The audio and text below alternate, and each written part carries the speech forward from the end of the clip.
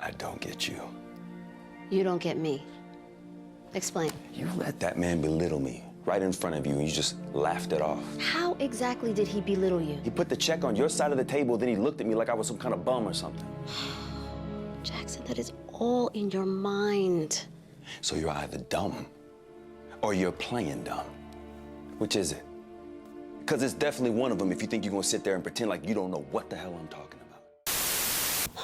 Well, there are definitely a number of reasons why viewers should tune in to Love to Death. And I think the number one and most important reason is because it really shines a spotlight on domestic violence and intimate partner abuse and what the warning signs, the red flags and sort of nuanced behaviors of abuse can be. Are you okay? Doesn't look like I'm okay. Wait a minute now, I'm not the enemy here. You know, we've been talking a lot today about how abuse shows up in different ways, right? There's verbal abuse, there's emotional abuse, there's mental abuse.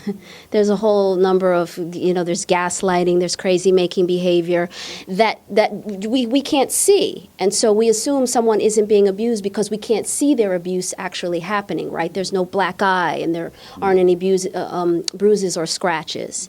And I think tuning into this movie on July 21st at 8 o'clock on TV1 is going to be important for some people. Not for everybody, because everybody isn't experiencing abuse, but you might know someone who is experiencing abuse. You might know someone who knows someone, and you may have heard. So I think it's important for those reasons. I agree. Brother, do you agree?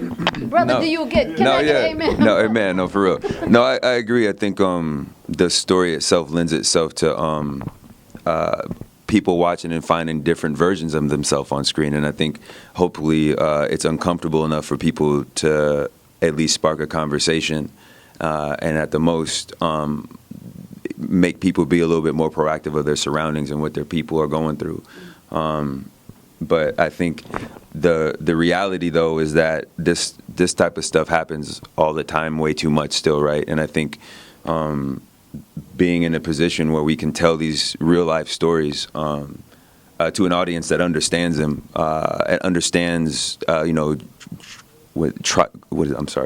True crime. Thank you. It's been a long day. That understand true crime, but more importantly, people understand what it's like to be a human being. And I think watching these stories, the best movies to me are when you accidentally find yourself in a movie. You know what I mean? You'd be like, oh damn, that might act. I'm sorry, it's a Christian thing. Oh darn, this might actually be me. So to that extent, and to Malinda's point, I think the responsibility that we took to really invest the time and the effort into the movie hopefully shows on the 21st when it airs, for sure.